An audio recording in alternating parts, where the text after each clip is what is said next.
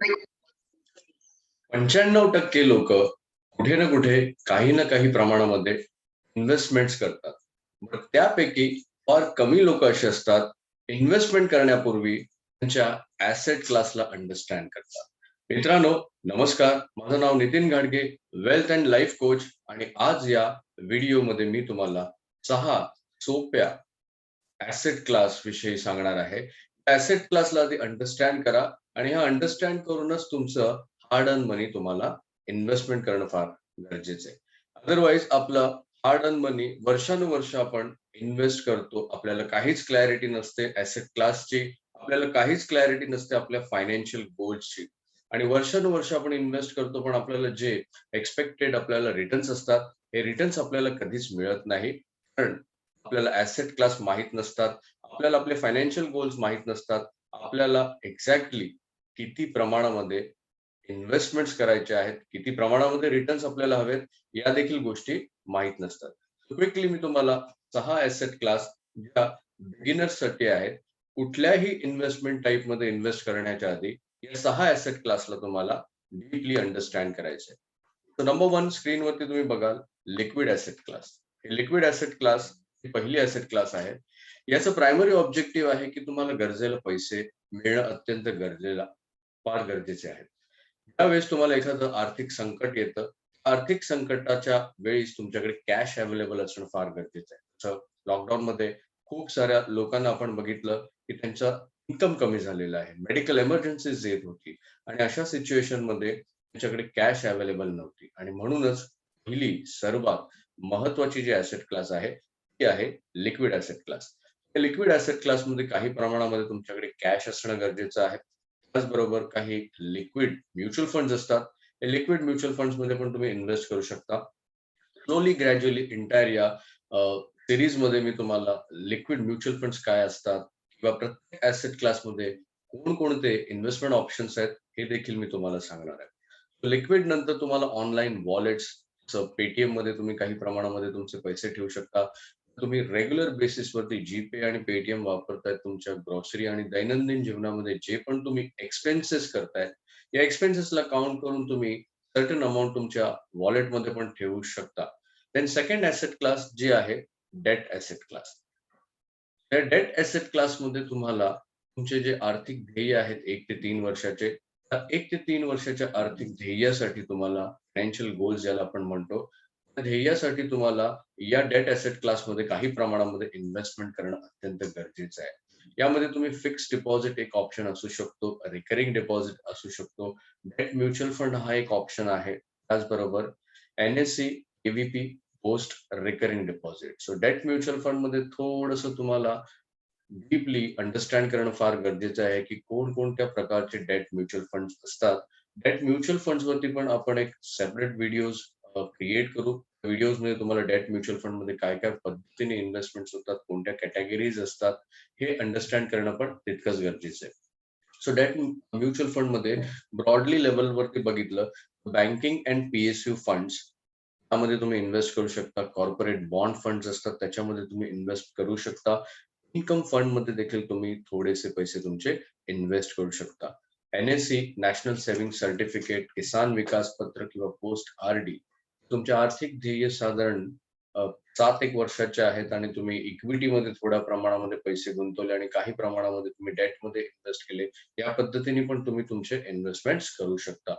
आपण बघितली date asset class ही second asset class आहे. त्यानंतर जी थर्ड ऍसेट क्लास येते ती आहे इक्विटी. इक्विटी म्हणजे स्टॉक मार्केट. आय थिंक सगळ्यांना इमिजिएटली अंडरस्टँड होतं.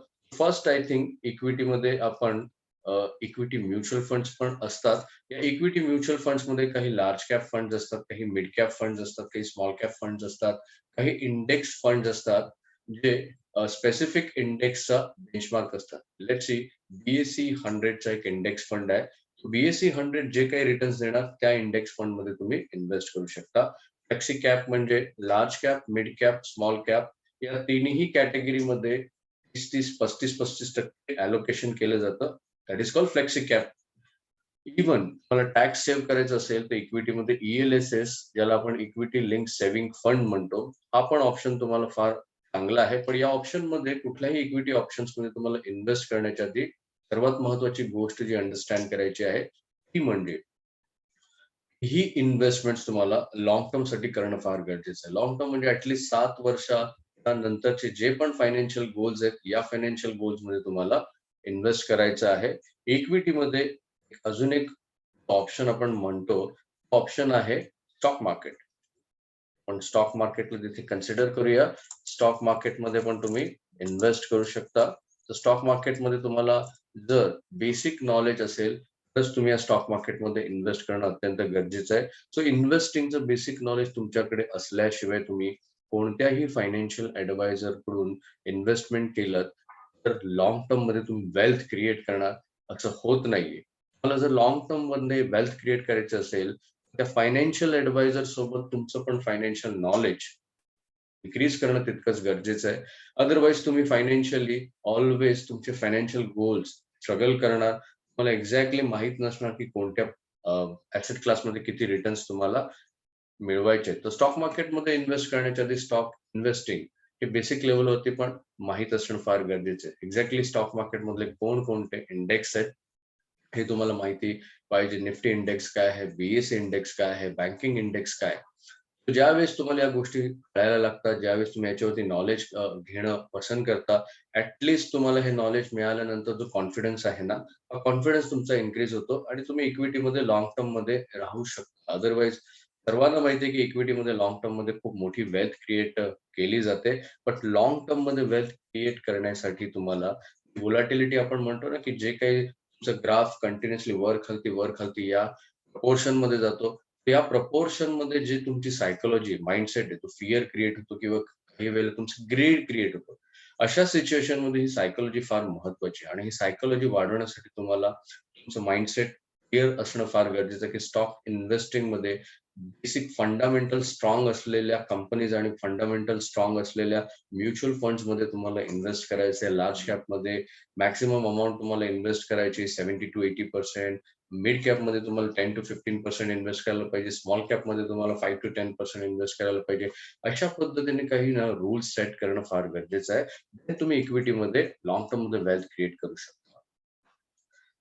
त्यानंतर आपण जी ऍसेट क्लास बघणार आहोत, जी अगेन पॉप्युलर ऍसेट क्लास आहे, ज्याला गोल्ड आणि सिल्वर आपण दोन ऍसेट क्लास आहेत. कमोडिटी आपण ऍसेट क्लास, त्याच्यामध्ये गोल्ड आणि सिल्वर तुम्हाला दोन ऑप्शन्स आहेत. बेसिकली आपलं ट्रेडिशनल जे कल्चर आहे भारतामध्ये, ज्या कल्चरमध्ये गोल्ड आणि सिल्वर खूप पॉप्युलर ऍसेट आहे.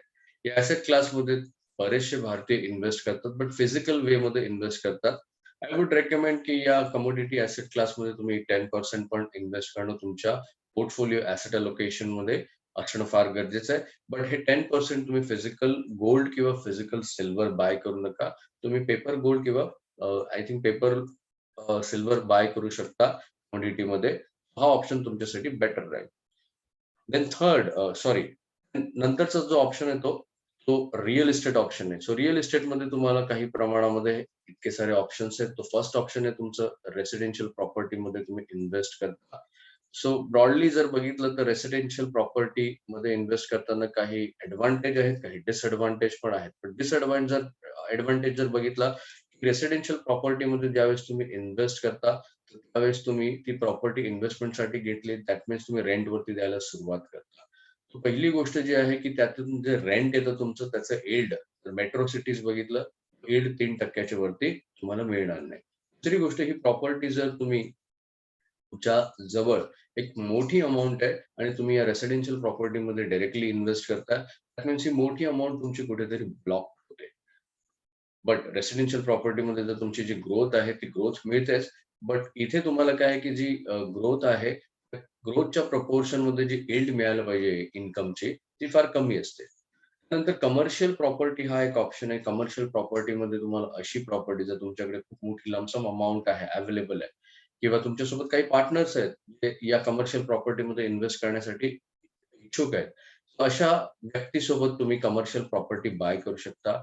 शुअर ही कमर्शियल प्रॉपर्टी मोठ्या ऑफिससाठी किंवा हॉस्पिटलसाठी किंवा बँकसाठी तुम्हाला द्यायची आहे. सो दॅट तिथून तुम्हाला जो रेंट यील्ड आहे हा रेसिडेन्शियल प्रॉपर्टी पेक्षा बेटर मिळू शकतो. प्लॉट अँड लँड हा पण एक रिअल इस्टेट मध्ये इन्व्हेस्ट करण्यासाठी ऑप्शन आहे. या ऑप्शन मध्ये पण जर तुमच्याकडे मोठी अमाऊंट आहे तर केअरफुली तुम्हाला या प्रोजेक्ट मध्ये जायचं आहे.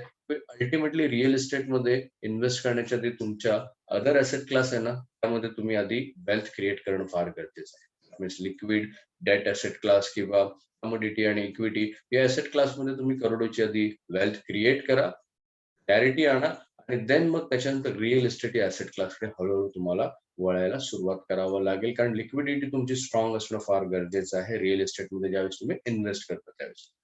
अगेन जर तुमच्याकडे खूप मोठे पैसे नाहीयेत, एक बिगर अमाउंट लागते रिअल इस्टेटमध्ये इन्व्हेस्ट करण्यासाठी, ही नसेल तर तुम्ही REIT मार्फत तुम्ही रिअल इस्टेटमध्ये इन्व्हेस्ट करू शकता. Real estate investment trust fund जे असतात, या फंड्समध्ये तुम्ही मोठे-मोठे बिल्डर्सना प्रोजेक्ट उभा करायचा असतो. या प्रोजेक्टसाठी फंडिंग लागतं. या फंडिंगमध्ये आपल्याला काय ऑप्शन आहे, की आपल्याला REIT ट्रस्ट मार्फत आपण त्या प्रोजेक्टमध्ये इन्व्हेस्ट करू शकतो आणि त्याच्या अगेन्स्ट आपल्याला रेंट मिळतो, आपल्याला ग्रोथ मिळते त्या प्रोजेक्टमधून त्या बिल्डरकडून आणि REIT आपल्याला हे प्रोव्हाईड करतो. आय थिंक हा ऑप्शन बेटर आहे. जर तुम्ही रिअल इस्टेटमध्ये तुम्हाला पोर्टफोलिओ कन्स्ट्रक्ट करायचा आहे, तर सुरुवात करताना तुम्ही REIT फंड्स थ्रू करू शकता. आणि लास्ट जो ॲसेट क्लास आहे, तो आहे व्हर्चुअल करन्सी. व्हर्चुअल करन्सीमध्ये इन्व्हेस्ट करण्याच्या आधी हे क्लॅरिटी येणं फार गरजेचं आहे, की एक्झॅक्टली व्हर्चुअल करन्सी कोणत्या प्रकारचे आहेत. व्हर्चुअल करन्सी म्हणजे क्रिप्टो वगैरे आपण जे म्हणतो ना, हल्ली क्रिप्टोमध्ये बरेचसे लोक इन्व्हेस्ट करतात. बट मेक शुअर की इथे रेग्युलेशन्स प्रॉपर नाहीये. बट आता या ॲसेट्स क्लासला तुम्ही अंडरस्टँड केलं, याच्यावरती तुम्ही अभ्यास केलेला आहे आणि थोडे-थोडे ॲसेट क्लासमध्ये तुम्ही इन्व्हेस्ट केलंय आणि तुमच्याकडे तरी देखील 5% उरतायत. 5% तुम्हाला क्रिप्टो करन्सीमध्ये व्हर्चुअल ॲसेट्समध्ये इन्व्हेस्ट करायला काही हरकत नाहीये.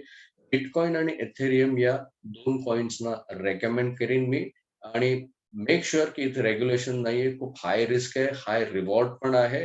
तुमचे पैसे गमावण्याचे पण चान्सेस आहेत. पण जर तुम्ही या बाकीच्या 5 ॲसेट क्लासमध्ये अल्टिमेटली वेल्थ क्रिएट केलेली आहे ऑलरेडी, अलोकेशन करून 95% तुमची वेल्थ या 5 ॲसेट क्लासमध्ये आहे. देन 5% तुम्हाला बिटकॉइन आणि इथेरियम वरती मेक शुअर ॲडवाइज करून करा. तुमचा प्लॅन बनवून करा. सो दॅट तुम्ही या 6 ॲसेट क्लासला बिगिनर लेव्हलवरती अंडरस्टँड केलं, खूप छान पद्धतीने तुम्हाला तुमची वेल्थ क्रिएट करता येऊ शकते. भारतामध्ये जे 95% लोक आहेत ते त्यांचं हार्ड अर्न मनी कमवताना बरेच तास हार्ड वर्क करतात, कमिटेड असतात आणि अशा हार्ड वर्क नंतर तुम्हाला जे काही तुमचं इन्कम मिळतो, जो काही पैसा मिळतो ना, हा केअरफुल ॲसेट क्लास अंडरस्टँड केल्याशिवाय इन्व्हेस्ट करू नका. हजारो लोकांना आतापर्यंत जे कोचिंग आणि कन्सल्टेशन केलेलं आहे, यामध्ये आढळलेलं आहे की मॅक्सिमम लोकं ही मिस्टेक्स रिपीट करतात. ना ॲसेट क्लास अंडरस्टँड होत, ॲसेट क्लासवरती जास्त ते अभ्यास करत नाही. मेक शुअर आजच्या या 6 ॲसेट क्लास तुम्हाला डीपली लेव्हलवरती अंडरस्टँड करणं फार गरजेचं आहे. सो तुम्हाला हा व्हिडिओ आवडला आहे.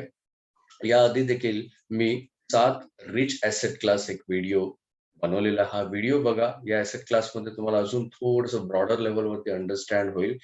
मेक शुअर की ॲसेट तुम्हाला अंडरस्टँड केल्याशिवाय तुम्ही ॲसेट अलोकेशन करू शकत नाही. सो काही व्हिडिओजमध्ये आपण ॲसेट अलोकेशन कशा पद्धतीने करतात, सस्टेनेबल वेल्थ कशी क्रिएट करतात, हे पण शिकणार आहोत. मित्रांनो, होप सो तुम्हाला हा व्हिडिओ आवडलेला आहे. व्हिडिओ आवडला असेल तर कमेंट करायला विसरू नका, लाईक करायला विसरू नका आणि जरूर हा व्हिडिओ मॅक्सिमम लोकांपर्यंत शेअर करा. त्यामुळे लोकांचं ॲसेट क्लासचं नॉलेज देखील वाढेल. मित्रांनो, तोपर्यंत thank you very much. Bye.